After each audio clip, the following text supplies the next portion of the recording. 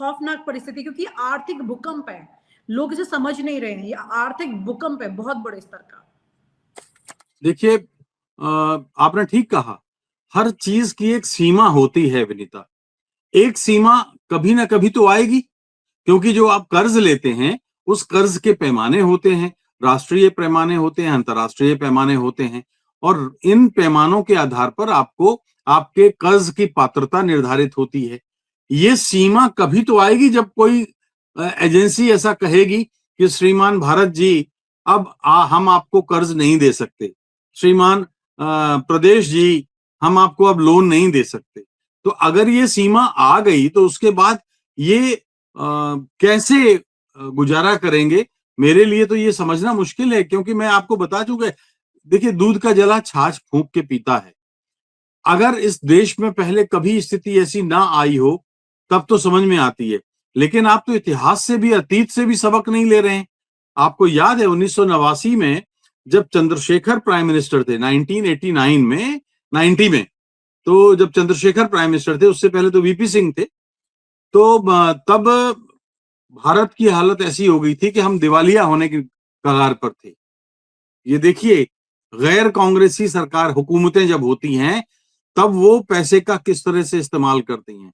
तो और चंद्रशेखर जी के जमाने में इतनी खराब हालत आ गई कि 47 टन सोना हमको विदेश में जाके गिरवी रखना पड़ा था, और इंग्लैंड और जापान के बैंकों ने तो कह दिया था कि अगर आप अपने देश में सोना रखेंगे तो हम आपको कर्ज नहीं देंगे, अगर आप बाहर विदेश में रखेंगे। तब ये स्पेशल प्लेन ये लेके गया था, और तब $400 मिलियन का कर्ज हमको मिला था। और देखिए कि जब डॉक्टर नरसिंह राव आए और डॉक्टर मनमोहन सिंह को उन्होंने फाइनेंस मिनिस्टर बनाया, तो डॉक्टर मनमोहन सिंह की वो नीतियां थी कि न केवल जो गिरवी रखा था सोना वो वापस आया, और उसके अलावा देश इस मजबूत हालत में उन्होंने पहुंचाया कि जब 2014 की स्थिति, आर्थिक सेहत, अब चूंकि लंबा समय लगेगा, मैं आंकड़ों में अगर जाऊंगा तो हमारे दर्शक हो सकता है बोर हो जाएं। मनमोहन सिंह ने ये कहा भी था, इनकी पॉलिसीज को लेकर के बोला था कि सही नहीं जा रहे हैं, ये बहुत खतरनाक स्थितियां पैदा होंगी। आज वो नहीं है इस दुनिया में, लेकिन उनकी बात सही साबित हो रही है। मैंने कहा ना कि अब दुर्भाग्य की बात यह है कि भारतीय जनता पार्टी के पास अब कोई ऐसा फाइनेंशियल मैनेजमेंट करने वाला जो मुल्क के खजाने की चाबी को कंट्रोल कर सके, जो मुल्क के खजाने पर नजर रख सके, इतना कम हो रहा है तो हमें इतनी कमाई कहां से करनी है, इतना ज्यादा हो रहा है, खर्चा ज्यादा हो रहा है। निर्मला सीतारमण वित्त मंत्री के रूप में लगातार उनको रखा गया, और वो अपनी एक नाकाम वित्त मंत्री साबित हुई हैं। भारत के इतिहास में इतनी असफल वित्त मंत्री कोई दूसरी नहीं हुई या दूसरा नहीं हुआ। यहां तक कि अटल बिहारी वाजपेयी के टाइम पे नहीं था, नरसिंह राव के टाइम पे नहीं था, राजीव गांधी के टाइम पे नहीं था, इंदिरा गांधी के टाइम पे नहीं था, नेहरू जी के टाइम पे तो सवाल ही नहीं उठता था, क्योंकि वो खुद भी वित्तीय मामलों के बहुत गहरे जानकार थे, और इसलिए वो पकड़ रखते थे कि खर्चा आमदनी अठन्नी, खर्चा रुपया नहीं होना चाहिए। आपको याद है उन्होंने तो विदेश से आयात तक पर इतना सख्त प्रतिबंध लगाया था, और बड़े कारखानों पे आज आज हर राज्य में, अभी माननीय प्रधानमंत्री जी आज आयात ही है सर, और क्या बच रहा है जी, क्या आज तो परिस्थितियां ऐसी है कि हम अपनी चीजें नहीं कर पा रहे हैं, आगे बढ़ा पा रहे हैं, और सब कुछ बाहर से आ रहा है। और ये मेक इन इंडिया वाली बात हुई थी, वो तमाम तरह की चीजें फेल सी हो गई हैं। क्यों?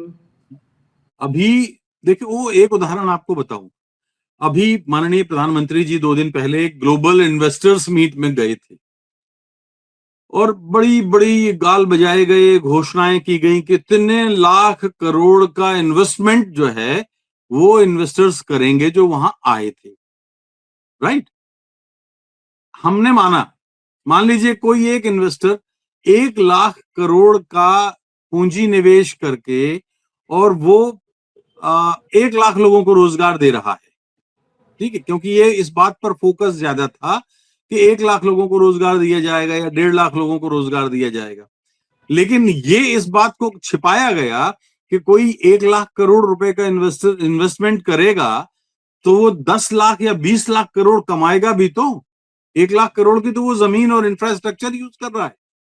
तो वो 20 लाख करोड़ अगर कमाता है तो 1 लाख लोगों को रोजगार देने का मतलब क्या है? महात्मा गांधी का ग्राम स्वराज क्या कहता था विनीता? वो यही कहता था।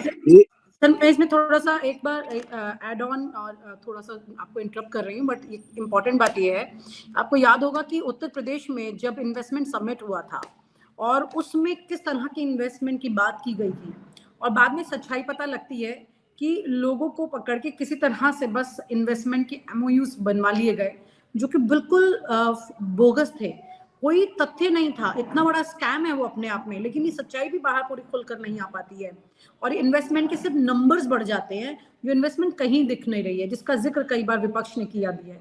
बड़ा सवाल ये कि इतना इन्वेस्टमेंट आ रहा है और जमीन पर कुछ नहीं हो रहा, ये तस्वीर कब तक टिकेगी सर? यही तो सवाल है कि सरकार की नीतियों को जो निर्धारित करते हैं, फाइनेंशियल पॉलिसीज को जो कंट्रोल करते हैं, उनकी समझ कैसी है? आप ये समझते हैं कि अगर फॉरेन इन्वेस्टमेंट से या लाखों करोड़ रुपए का इन्वेस्टमेंट करा के आप बेरोजगारी दूर कर सकते हैं या देश की वित्तीय हालत सुधार सकते हैं? बिल्कुल नहीं हो सकता। मैं जो आपको कह रहा हूं कि अगर 1 लाख करोड़ खर्च करके सेठ ने, चाहे वो अदानी हो, चाहे वो अंबानी हो या टाटा हो या कोई भी हो, वो 20 लाख करोड़ कमाएगा, लेकिन आपके 1 लाख लोगों को रोजगार दे देगा। अब मान लीजिए 140 करोड़ के मुल्क में 1 लाख लोगों को रोजगार देना कोई बड़ी बात है? कुछ भी नहीं है। लेकिन गांधी जी का जो ग्राम स्वराज कहता था, जिससे हम हट गए हैं दुर्भाग्य से, और जिस पर हमने 80-90 तक थोड़ा थोड़ा अमल किया, या हमारा जो कोऑपरेटिव मूवमेंट था, वो ये कहता था कि 1 लाख करोड़ में आप कम से कम 10,000 कस्बों या शहरों की तस्वीर बदल सकते हैं और 5 लाख से ज्यादा लोगों को रोजगार मिलेगा सिर्फ 1 लाख करोड़ में। ये है, ये मैं नहीं कह रहा हूं, दस्तावेज कह रहे हैं।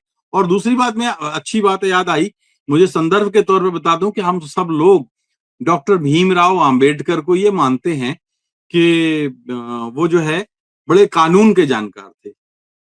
हम यही जानते हैं ना, संसार, सारा विश्व जानता है कि डॉक्टर भीमराव अंबेडकर जितने अच्छे कानून के जानकार थे, उससे कई गुना बेहतर वो अर्थशास्त्री थे। नेहरू जी उनको दोबारा क्यों लाए थे? जब पहला चुनाव हुआ था 1952 में, तो वो एक दूध वाले से चुनाव हार गए थे और जवाहरलाल नेहरू ने उनको वापस संसद में लाए क्योंकि उनको जरूरत थी। 102 साल पहले उन्होंने लंदन स्कूल ऑफ इकोनॉमिक्स से अर्थशास्त्र में PhD की थी। उन्होंने 1917 में अर्थशास्त्र में अमेरिका के कोलंबिया से PhD की थी। और मैं आपको बताऊं, 1900 करीब 110 साल पहले, मान लीजिए मोटा मोटा जितना मैं कह रहा हूं, उसमें उन्होंने इकोनॉमिक्स पर 29 परीक्षाएं पास की थी, जो वर्ल्ड रिकॉर्ड था उस समय। और उन्होंने उनकी जो किताब थी अर्थशास्त्र में, PhD करने वाले इंडिया के पहले व्यक्ति थे। उन्होंने चेतावनी दी थी उस समय अंग्रेजों को। उन्होंने कहा था कि आप जो भारत पर अम्बेडकर करना सही है अगर उनको समझ रहे हो उनकी बातों। मैं तो ये कह रहा हूं कि हम और आप तो कानून के जानकार और दलितों के मसीहा के रूप में उनको जानते हैं, लेकिन दरअसल उनका वो रूप है ही नहीं। उनका रूप तो वो अर्थशास्त्र, वो एक वित्तीय मामलों की गहरी समझ रखने वाले जानकार थे। उन्होंने ईस्ट इंडिया कंपनी के फाइनेंशियल मैनेजमेंट पर बहुत बड़े सवाल उठाए थे। उन्होंने कहा था कि आप भारत के रिसोर्सेज को चूस रहे हैं और जो आप भारत को दे रहे हैं तो इसमें आप खुद मुश्किल में पड़ जाएंगे। उन्होंने रुपए की ब्रिटिश इंडिया में प्रांतों में रुपए की जो स्थिति थी उस पर एक लंबा चिट्ठी लिखी थी और लंदन में उसका ऑनर करते थे। आज भी अनेक देश डॉक्टर भीमराव अंबेडकर के उस वित्तीय जानकारी को, उस वित्तीय ज्ञान को याद करते हैं और अपने देश के वित्तीय संकटों से उबरते हैं।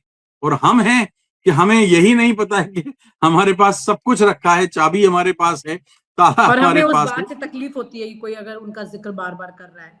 असल बात तो यह है कि उनको बार बार पढ़ने की जरूरत है, जैसा कि जिक्र आज आपने किया सर।